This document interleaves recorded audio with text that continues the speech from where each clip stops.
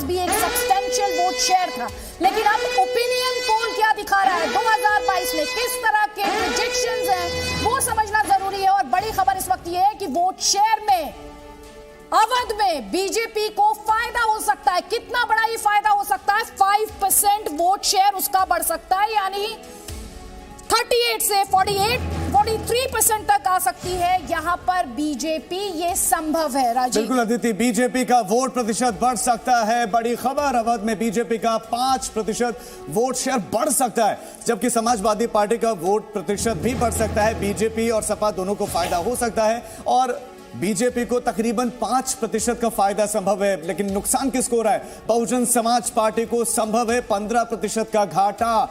Samajwadi party को 10% का vote प्रतिशत उसका बढ़ सकता है, फायदा हो सकता है। बीजेपी का बढ़ सकता है 5%, लेकिन नुकसान हो रहा है सबसे ज्यादा बहुजन समाज पार्टी का 15% का। ये 5% इसमें बीजेपी के पास और उसका 10% समाजवादी पार्टी के पास। ये है वोट प्रतिशत। हम आपको बता रहे हैं ओपिनियन के मुताबिक जो है वोट प्रतिशत बढ़ सकता है बीजेपी का। अब ये मेट्रो आपके सामने एक बोगी में वोट प्रतिशत होगा आपके सामने।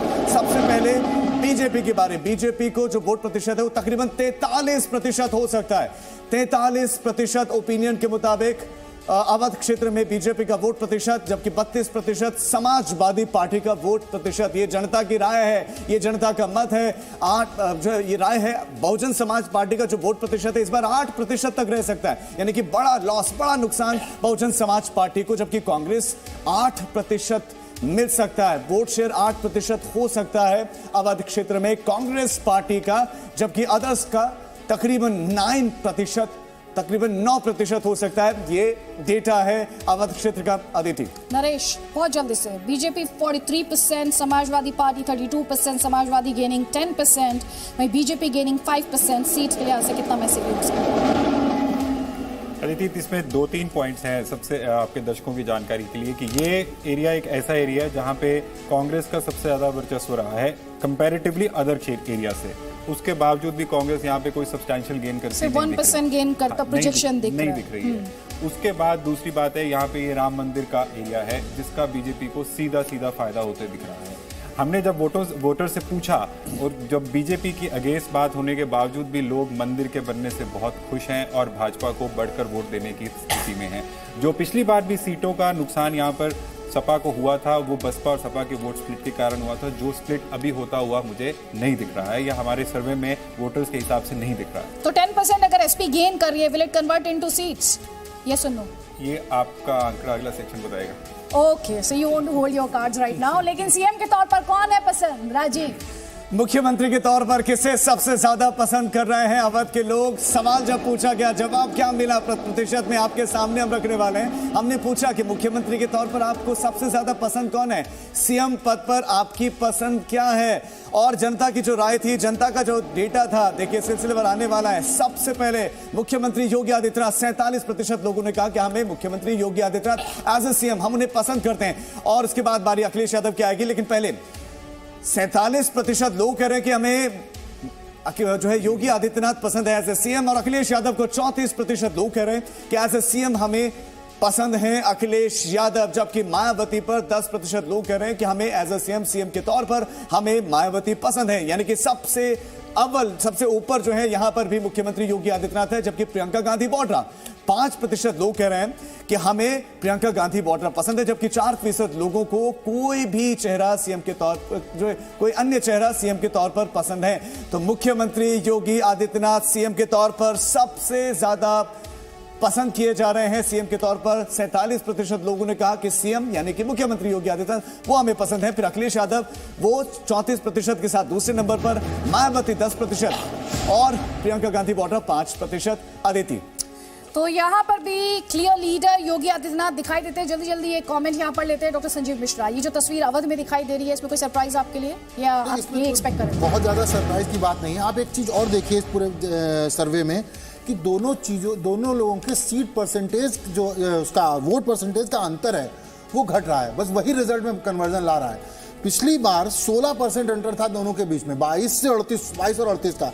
इस बार वो 32 और 43 है। बढ़ने के बावजूद जो बीच की दूरी है वो घट रही है। तो जो भाग की दूरी है वो घटने से अंतर आ रहा है।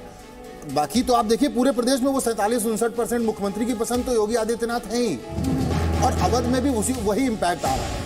ठीक है, जल्दी से उमेश्वर कुमार जी।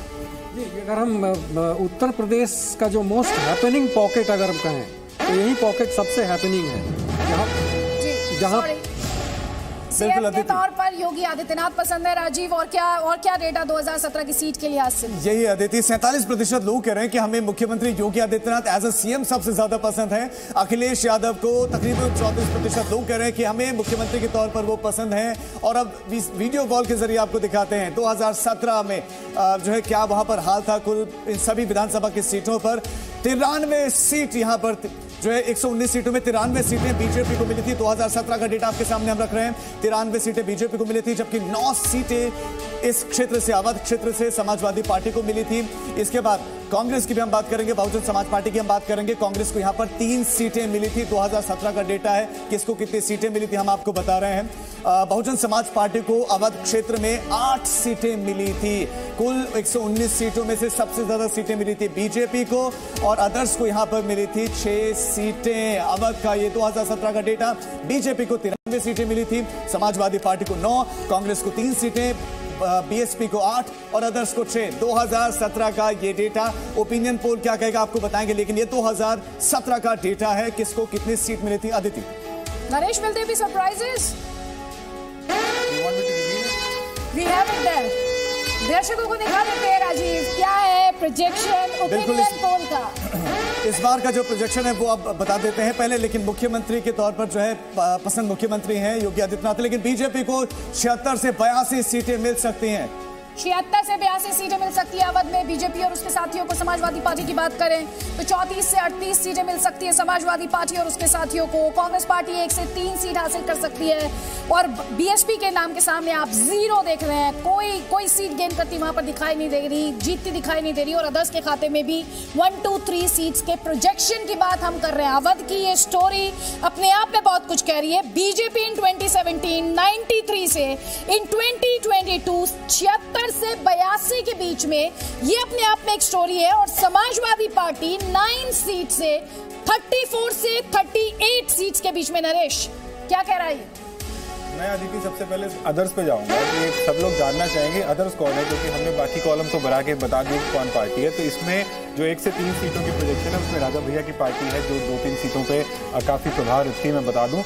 और जहां तक बड़ी पिक्चर की बात है उसके अंदर बीजेपी को कुछ नुकसान होता दिख रहा है। क्यों हो रहा है बीजेपी को ये नुकसान, और एसपी को फायदा क्यों हो रहा है? क्योंकि थोड़ी देर पहले जब हम और आप बात कर रहे थे और परसेंटेज की बात कर रहे थे तो आपने कहा था राम मंदिर और जो काम किया गया बीजेपी द्वारा खासतौर पर राम मंदिर के लिहाज से, फिर सीटों में क्यों नहीं कन्वर्ट हो रहा? वोट शेयर जब बढ़ रहा है, मार्जिन जब कॉन्टेस्ट बाइपोलर होता है अदिति, तो मार्जिन जो है वो बहुत फाइन हो जाते हैं। उसके अंदर अब जो स्विंग परसेंटेजेस हैं वो बहुत बड़ा मैटर करने लग जाती हैं। और इसके अंदर अगर हम देखें कि जो गेन समाजवादी पार्टी कर रही है उसको सीधा लाभ दिख रहा है सीटों में कन्वर्ट होता हुआ। जो अगर ये 4 कॉर्नर या 3 कॉर्नर कॉन्टेस्ट रहता तो उसमें हो सकता है कि सीटों का इतना जंप उनको देखने को नहीं मिलता, और उसी कॉन्टेस्ट के अंदर जो बीजेपी को नुकसान होता दिख रहा है, despite of BJP having a very strong sentiment in its favour. तो इस वक्त की बड़ी खबर, अवध रीजन का डेटा इस वक्त हम आपको दिखा रहे हैं, प्रोजेक्शंस हम आपको दिखा रहे हैं। बीजेपी 2017 में 93 सीटें यहां से जीती थी, Samajwadi party 9 seats Awadh region से जीती थी। लेकिन हमारा ओपिनियन पोल ये कह रहा है कि बीजेपी 93 से 76 से 82 सीटों के बीच हासिल कर सकती है सीट, और समाजवादी पार्टी बड़ा जंप लगाते हुए 9 सीट से 34 to 38 सीट्स निकाल सकती है यहां पर।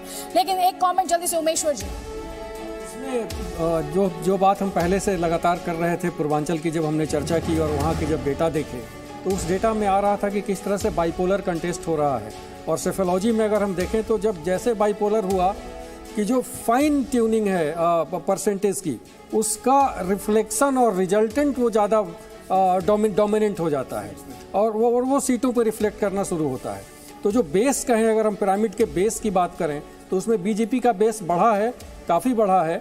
लेकिन अगर हम इसको जिस तरह से ट्रांसलेट हुआ है ये बाइपोलर में कि जनता चाहती है कि हम उसी को वोट दें जो थोड़ा दमदार हो, तो उस एंगल से देखें तो ये थोड़ा सा स्विंग नज़र आता है। तो देखिए अपने दर्शकों को हम दिखा रहे हैं कि किसे नुकसान हो रहा है, किसे फायदा हो रहा है, बीजेपी को किस तरह से नुकसान हो रहा है। 11 से 17 सीटों का बीजेपी को नुकसान हो रहा है क्योंकि ओपिनियन पोल जो है वो 76 से 82 सीटें बीजेपी के लिए दिखा रहा है प्रोजेक्शन में।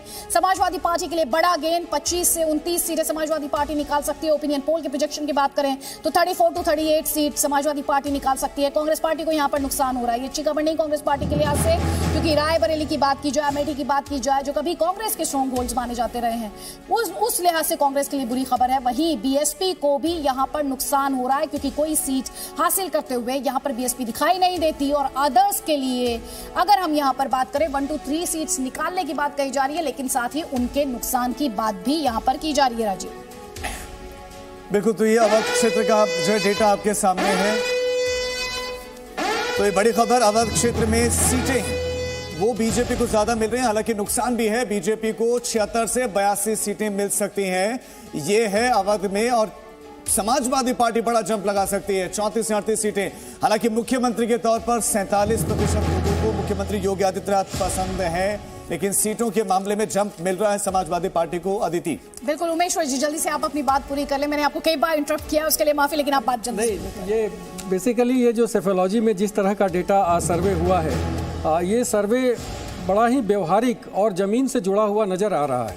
और इसमें जो जिसे कहें कि बीजेपी का जो बेस है, वो बेस तो निश्चित रूप से बढ़ा है, इसलिए कि उस बेस बढ़ने के सारे फैक्टर्स वहाँ बीजेपी के सपोर्ट में जाते हैं। जो कास्ट इंजीनियरिंग का मिक्स है उसमें कोई बदलाव नहीं है, लेकिन जो दूसरी तरफ जो कास्ट मिक्स का है बीएसपी और एसपी के बीच, उसमें एक तरह से कहें कि एक शिफ्ट हुआ है बीएसपी से एसपी की तरफ, जिसका फायदा उनको मिलता नजर आ रहा है।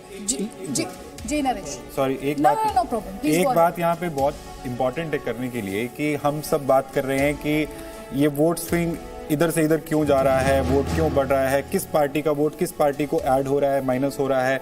और ये रिजल्ट जो हम संभावित नतीजे है जो बता रहे हैं, उसके अंदर अगर चर्चा इस बात पे है, अगर वोट इस बात पे शिफ्ट हो रहा है कि किसी को कोई काम अच्छा लगा या बुरा लगा, उस पे वोट डिवीजन हो रहा है, तो मैं समझूंगा कि ये एक उत्तर प्रदेश के लिए अच्छी खबर है कि मुद्दों के ऊपर वोटिंग की बात की जा रही है। एंड रिजल्ट क्या होगा ये अभी देखने की बात है, बट अगर ये चर्चा भी हो रही है तो ये अच्छी बात है। जो एक पारंपरिक तौर पे जातिगत वोट बैंक के ऊपर राजनीति वहां पे की जाती थी, अगर मुद्दों पे बात हो रही है कि अच्छे काम की वजह से वोट हो रहा है या अच्छे काम या किसी काम की वजह से वोट छटक रहा है, तो मुद्दों की बात हो रही है। तो देखिए हम अपने दर्शकों को दिखा रहे हैं अवध रीजन में किस तरह से सीट्स का प्रोजेक्शन है। बीजेपी और उसके अलाइंस के लिए 76 से 82 सीट्स का प्रोजेक्शन है, समाजवादी पार्टी के लिए 34 से 38। जब आप बीजेपी की टैली देख रहे हैं तो भूले नहीं 2017 में 93 थी, जो प्रोजेक्शन है वो 76-82 का है। वही समाजवादी पार्टी 2017 में 9 सीटों पर थी, लेकिन इस बार के प्रोजेक्शन की बात करें 2022 तो 34 to 38 सीट्स का प्रोजेक्शन वहां पर है। और ये बाइपोलर फाइट, लगातार आप हमारे इस डिस्कशन में हर पैनलिस्ट को, हर एक्सपर्ट को ये कहते हुए सुन रहे हैं, बाइपोलर, ये जो दो पॉलिटिकल पार्टीज के बीच फाइट और कॉन्टेस्ट हो रहा है, ये इसे अपने आप में यूपी के इस बार के इलेक्शंस को बहुत ज्यादा लगातार इंटरेस्टिंग बना रहा है। जल्दी एक कमेंट रतिभान जी आपका लूंगी जल्दी से। देखिए, यही कुंभ हुआ था, यही काशी है बगल में ही, और अयोध्या, ये इम्पैक्ट तो आएगा। एंटी इनकम्बेंसी के बावजूद ये वोट शेयर बढ़ना बहुत बड़ी बात है। एंटी इनकम्बेंसी भी सरकार की होती है, कुछ लोग मुख्यमंत्री की चर्चा करते हैं, तो कुछ लोग छोटे छोटे विधायकों की चर्चा करते हैं, तो कोई जो है मंत्रियों के विरोध की बात करता है। इसके बावजूद वोट शेयर बढ़ना बड़ी बात है। प्रो इनकम्बेंसी है ये एंटी इनकम्बेंसी, अगर सीटों का घटना दिखाई पड़ रहा है तो कहीं ना कहीं तो इसका इम्पैक्ट आ रहा है। एंटी इनकम्बेंसी का इफेक्ट तो जो सीटें घट रही हैं, 93 की 93 होनी चाहिए। In terms of vote share, vote share तो बढ़ा है, 5% बढ़ा है। वो बंटवारा जो हुआ है वो बीएसपी से सीधा स्लाइटली आया और कांग्रेस से स्लाइटली आया। कांग्रेस को एक सीट जीरो दिख रही है, BSP near about to zero है। तो ये क्या है? हाँ, जो अदर्स है, अदर्स का जो एरिया है, अदर्स का एरिया देखिए आप, अदर्स में कौन आता है? यहीं से स्वामी प्रसाद मौर्य आते हैं जी, यहीं से वो राजा भैया आते हैं। तो स्वामी प्रसाद मौर्य यहाँ इम्पैक्ट नहीं करते, लेकिन राजा भैया का इम्पैक्ट है स्वाभाविक। ठीक है रतिभान जी, एक बड़ी महत्वपूर्ण बात यह है कि ये सबसे बड़ा इलाका है।